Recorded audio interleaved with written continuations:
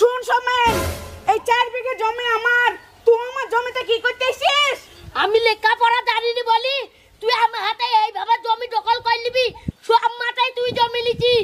কে সব মাঠে জমি লিছে রে? এক কথা কবে না, সর এখান থেকে। এই জমি আমার, এই জমি আমার। জমি দিবি না? মার। হ্যাঁ মার, জমি দিবি না? মার ভাই মার।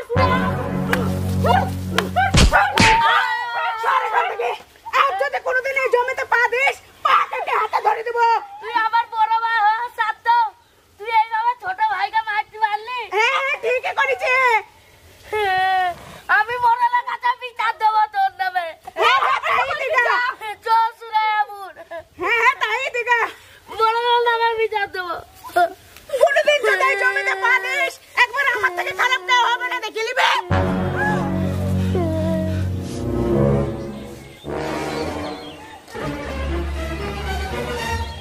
মহারাজ সাহেব, আমার বড় ভাই আমাদেরকে মেরে ধরে 4 বিঘি জমি দখল করে নিয়েছে। এর বিচার আপনার কাছে দিলাম, আপনি কি করবেন করেন। তাই নাকি? ইন্তাজুল যা তো ডেকে তো। আচ্ছা ঠিক আছে, যা ডেকে লাই।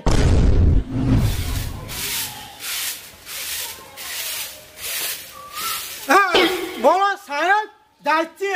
আয় বড় সাহেব ডাকছে? হ্যাঁ এ ভাই যত কি ছেলেকে ডাকছে দেখি আসে। চ তো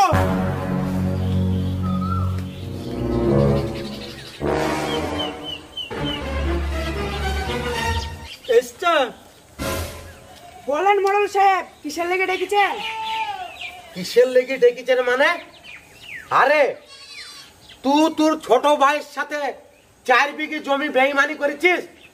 তোর বাপ মরে যাওয়ার আগে তোদাকে সয় সম্পত্তি সমান সমান ভাগ করে দিয়ে গেছি, আর তোর ছোট ভাইকে তুই 4 বিঘে জমি ঠগিলেছিস। ইয়ার জবাব তুই কোনোদিন আল্লাহর কাছে দিতে পারবি? কিসের জবাব দেবো আমি আল্লাহর কাছে? যে জমি আমি সারা জীবন আবাদ করে আসছি, সেই জমি আমার ছোট ভাইকে দিতে হবে? হ্যাঁ দিতে হবে। তুই জানিস তোর বাপ মরার আগে প্রত্যেকটা ছেলে মেয়েকে সমান সমান অংশ ভাগ করে দিয়ে গেছি, আর তুই জোর করি তুই ছোট ভাইকে 4 বিঘে জমি ঠগাইলে হবে? শুন, আমি এই গ্রামের বিচারক, এই গ্রামের মোড়ল, আমি যেটা বলবো সেটা তোকে মেনে নিতে হবে। কে আমার ছোট ভাই? ও যদি আমার ছোট ভাই হইতো তাহলে ঝামেলা করতো না। আর আমি অত মোড়ল ফড়ল চিনি নি। চল আমি পারছ।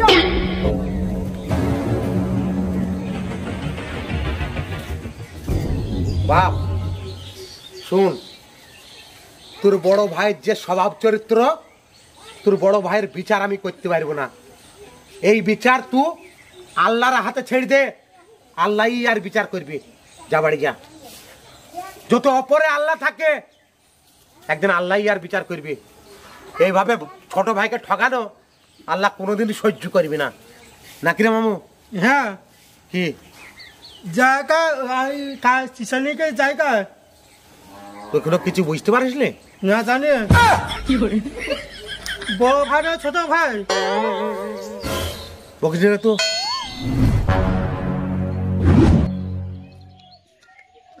আসসালামু আলাইকুম মৌলভী সাহেব। ওয়ালাইকুম আসসালাম রহমতুল্লাহি বরকাতু।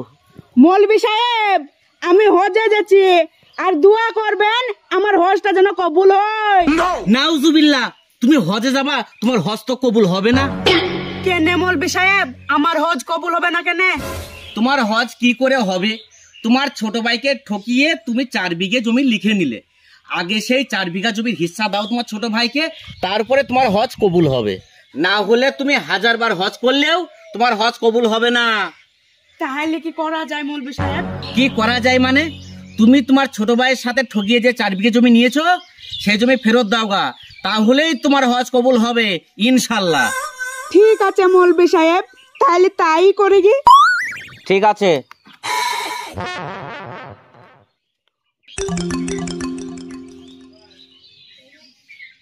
ভাই, তুই আমার ছোট ভাই রে, তোর সাথে আমি বেইমানি করে 4 বিঘে জমি দখল করে নিয়েছি।